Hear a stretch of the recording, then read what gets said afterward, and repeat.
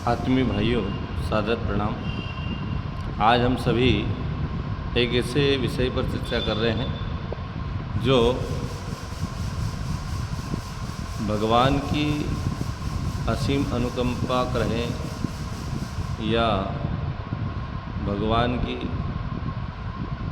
करुणा कहें, दयालुता कहें, कि मनुष्य की कमियों को न देखते हुए उस पर फिर भी रिझ जाते हैं, क्योंकि वो परम कृपालु, परम दयालु, सर्वव्यापी,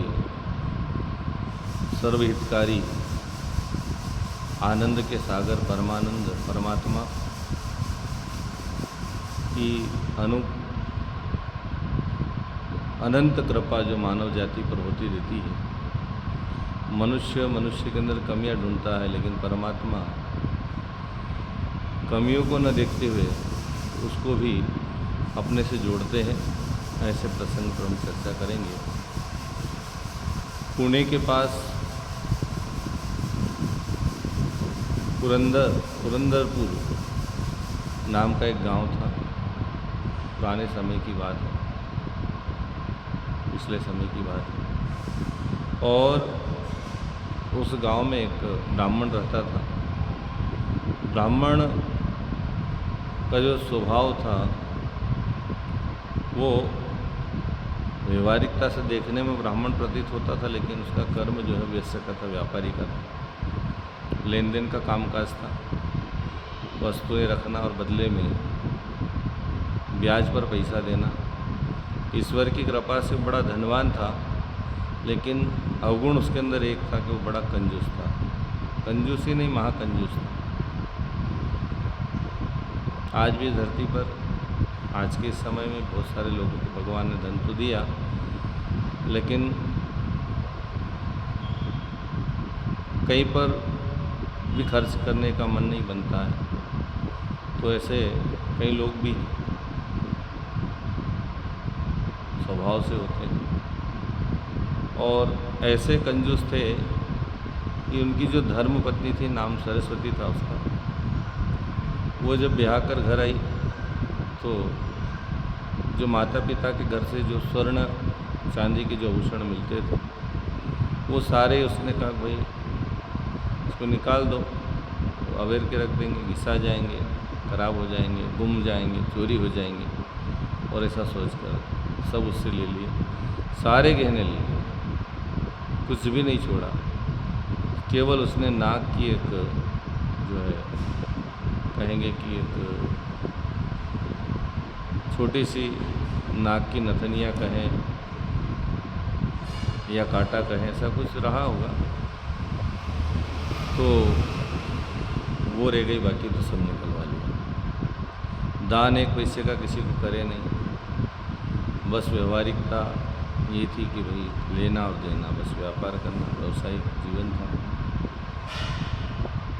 कहीं जाना पड़े पहले बीमार होने का बहाना कर ले, क्योंकि वहाँ भी खर्च होगा, खर्च नहीं होना चाहिए।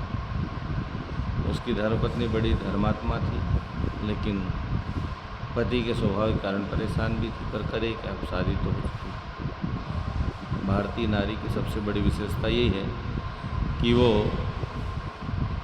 जब एक बार अपने पति का वर्ण कर लेती है, फिर जीवन भर उसका साथ निभाती है, छोड़ के नहीं जाती। तो ऐसे उनका जीवन चल रहा था। भगवान भी कभी कभी, ठाकुर जी कभी कभी ऐसे लोगों की परीक्षा लेने भी आ जाते हैं, क्योंकि भगवान जो है वो ऐसा नहीं कि धरती बनाकर धरती से बाहर कहीं है। सृष्टि को रचने वाला रचयिता वो उस सृष्टि में ही है, और समय समय पर मनुष्य की जो है परीक्षाएं वो लेता रहता है। भगवान ने सोचा कि चलो आज इससे ही कुछ, इसके साथ ही कुछ करते हैं। एक ब्राह्मण का वेश बनाया, टूटे फूटे हल्के कपड़े पहने, और पहुँच गए उस ब्राह्मण की दुकान पर। और उनने कहा साहब मेरी कन्या का विवाह आ रहा है और उसके लिए कुछ धन की आवश्यकता है, आप दीजिए। ब्राह्मण तो ब्राह्मण ठहरा, कंजूस व्यक्ति था। उन्होंने कहा साहब आपको जो ठाड़ बाड़ दिख रहा है यहाँ कुछ है नहीं, सब ये दिखावे का है। मैं परेशान हूँ, मेरे पास कुछ नहीं है। कि जिसके पास होता है वो देता नहीं है, और विशेष करके जो कंजूस होता है वो तो बहाने कर ही लेता है।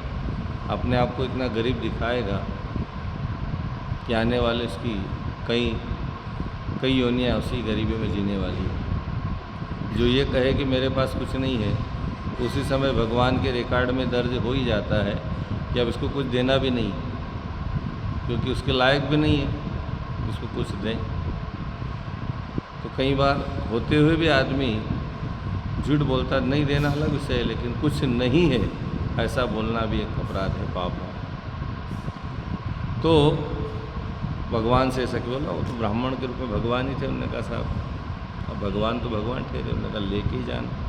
पीछे पड़े, गिड़गिड़ाने लगे, रोने लगे, साहब कुछ तो मदद करो, मैं तो यहीं पड़ा रहूँगा, नहीं तो जाऊँगा नहीं जब तक आप कुछ नहीं देंगे।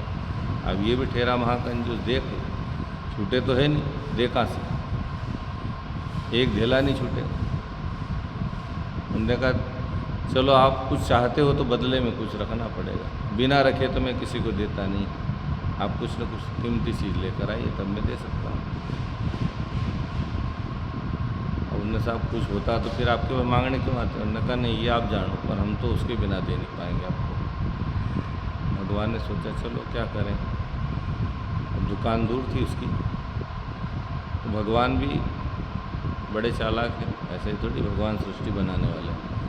घर पहुंच गए, उसकी धर्मपत्नी थी, वहाँ जाकर रोने लगे, गिड़गिड़ाने लगे, हाय विधाता अब मेरा क्या होगा, कोई सहारा नहीं, कोई देने वाला नहीं, मेरी बेटी का ब्याह कैसे होगा, ऐसा गिड़गिड़ाने लगा। तो सरस्वती जो पत्नी थी, धर्मात्मा थी उसकी, ब्राह्मण की, तो वो बाहर आई। उन्होंने कहा साहब क्या होगा, क्या तकलीफ़ है आपको, क्या दुख है, क्या परेशानी है, कहिए आप। उन्होंने कहा साहब मेरी बेटी का ब्याह होने वाला, पर मेरे पास कुछ व्यवस्था है नहीं, कुछ सहयोग मिल जाए तो कुछ हो जाए। उन्होंने कहा साहब सहयोग तो देने का बहुत मन है, लेकिन मेरे पति ने मेरे पर प्रतिबंध बहुत लगा रखे, कैसे दूँ?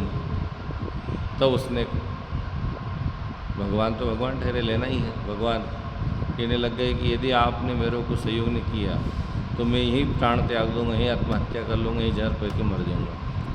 और वो घबराई। उन्होंने कहा साहब ब्राह्मण हमारे द्वार पर मर जाए, ब्रह्म हत्या का भी पाप लगे, क्या करना चाहिए? तो उनने कहा ठीक है। बड़े डर भय के साथ उसने अपने नाक की जो एक बाली थी उसके पास, बाकी तो सब उसने छीन रखा था, तिजोरी में रखा हुआ था, वो नाक की जो है नथ कहें बाली कहें वो निकाल के उसको दे दी सोने की। उन्होंने कहा साहब महाराज आप तो ये ले जाओ, इससे हो सकता है कुछ मदद हो जाए, आप तो नहीं हो पर कुछ तो सहायता होगी। भगवान लेकर चल दिया, और भगवान भी अटपटे ही हुए, कोई ऐसे थोड़ी माने। वो गए वहीं उसी ब्राह्मण की दुकान पे, और दुकान पे जाकर उन्होंने रख दी। और वो महाराज बड़े गौर से देखे उसको, क्योंकि उसकी पत्नी की थी, उसको पता था। उन्होंने कहा कहाँ से लाए? उन्होंने कहा तुमको उससे क्या लेना देना, तुम तो पैसे दो बदले में जो आते थे। 4 बार उसने पूछा, लेकिन भगवान भी कहाँ बताने वाले थे, भगवान तो पैसे लिए और रवाना हो गए। उसने तिजोरी में रखा, तिजोरी में चाबी ताला लगाया और घर जाने की तैयारी करने लगा। उसका जो नौकर था वो जानता था कि आज सेठानी की हालत ख़राब होने वाली, और सेठानी से उसका अच्छा लगाव था, क्योंकि वो समय समय पर कुछ न कुछ मदद करती रहती थी उसकी, नौकर के रूप में जो भी था उसको। तो उसने सोचा कि सेठानी को बता देना चाहिए। घर गया, सेठानी को पहले ही जाकर बोल दिया कि अब सेठ आ रहा है गुस्से में, और उसको पता लग गया कि तुमने वो बाली नाक की दान कर दी है, और बड़े गुस्से में क्या करना। तो उनने कहा ठीक है, और उसने, अब वो घबरा गई, बड़ी डरती भी थी बेचारी, क्या करे, सीधी सादी दे तो दिया, जीवन में कभी दान नहीं किया, पर दिया तो अब पति के क्रोध का भाजन बनना पड़ेगा। उन्होंने भगवान पंडरीनाथ से प्रार्थना की, चित्र के सामने खड़ी हो गई, विष का प्याला ले लिया। उन्होंने कहा भगवान मैंने धर्म के नाम पर आपकी भावनाओं को रखते हुए और मैंने उसकी मदद के भाव से दिया, लेकिन अब पति की डांट फटकार मार जो भी पड़े मैं सहन नहीं कर पाऊँगी, उनके गुस्से का सामना मैं नहीं कर पाऊँगी, इसलिए मैं तो मरने वाले कुछ भी हो जाए मैं अब मर के ही रहूँगी, मैं उनका सामना नहीं कर सकती है। इतना गिड़गिड़ाने लगी, रोने लगी, भावनाओं में बड़ी विहल होटी भगवान के सामने, तो भगवान जैसे वो विष पीने ही वाली थी कि भगवान ने वही नद उस विष की प्याली में गिराई, उसने उसमें से निकाली, और जैसे उसने निकाली उसके हाथ में इधर पति दरवाज़ा खोल के अंदर घुसता है और बड़े गुस्से में ज़ोर ज़ोर से चिल्लाने लगा, कहाँ है, किधर है, क्या है। मैंने कहा भाई क्या होगा, क्या बात है। उन्होंने कहा आज तुमने अपने नाक की नद दान कर दी। मैंने कहा नहीं बोले करी है। बोले ये रही मेरे पास, देखो, दिखा दी। उसको बड़ा आश्चर्य, नहीं बोले ये तो मेरी तिजोरी में, ये यहाँ कैसे आई। मैंने कहा भाई देख लो, मैंने तो किसी को नहीं दी। वो दौड़ते हुए गया वापस अपनी दुकान पर, तिजोरी खोली तो उसमें वो नथ नहीं थी। उसको अचंभा हुआ कि हो न हो ये कहीं न कहीं भगवान ही आए हो। उसने घर आके पूछा, सच बताओ क्या क्या घटना घटी। उसने सारी घटना पत्नी ने बता दी कि ऐसा ऐसा हो, पंडित आया, ब्राह्मण आया और दीर्घदान नगर रोने लगा, ब्याह है ऐसा वैसा। मैंने उसको भाव में आकर दान कर दी और वो योग से आपके पास रखी। तुम्हारे पास कैसे आई। तुमने कहा भाई ये मैं तो बस अब मरने वाली थी, भगवान पंडरीनाथ से प्रार्थना कर रही थी और भगवान ने ये ऊपर से गिराई। जैसे ही कहा तो आंसू उसके निकल आए। उस ब्राह्मण के मन में भाव जाग गया, परमात्मा की भक्ति जाग गई, क्योंकि प्रत्यक्ष में भगवान आए। बोले लोग भगवान को देने के लिए दौड़ते हैं, तो भगवान मेरे घर मांगने आए, मेरे द्वार पर भगवान भी मांगने आए और मैं दे नहीं पाया। तब उसने उसी दिन अपनी दुकान भी बंद कर दी और सब कुछ जो है वो कर दिया और वो चले गए पंडरीनाथ। और वहीं जाकर दोनों वहाँ पर भक्ति भजन में लीन हो गए। भाइयों बहनों, कथा का जो मर्म ये है कि मनुष्य का स्वभाव मनुष्य में कमियां ढूंढने का है, और परमात्मा में तो एक ही स्वभाव है कि वो हमारी कमियां नहीं देखता, हमारी अच्छाई देखता। हमारे गुरुजी ने हमको इस मिशन से जोड़ा तो हमारी कमियां देखकर नहीं जोड़ा है। हज़ार नहीं लाखों कमियां हमारे अंदर है, और हमारे अंदर एक अच्छाई भी कोई देखी हो, गुरुजी ने उस अच्छाई पर रिझ गए और कहा कि भाई इस अच्छाई से मैं काम ले लूँगा। तो हम भी अपने संगठन में ये करें। परमात्मा की कृपा, परमात्मा का आशीर्वाद, परमात्मा के वरदान, गुरु के वरदान, भगवान के वरदान मनुष्य के जीवन में कब घटित हो जाए पता नहीं। इसलिए हम अपने स्वभाव को चेंज करें। परमात्मा बड़ा दयालु है, बड़ा कृपालु है, और वो हम पर कृपा करता रहता है। इसलिए हम अपनी कमियों को दूर करें, लेकिन अपनी अच्छाइयों को भी संवारें, बढ़ाएं, उनको निखारें, आगे बढ़ें।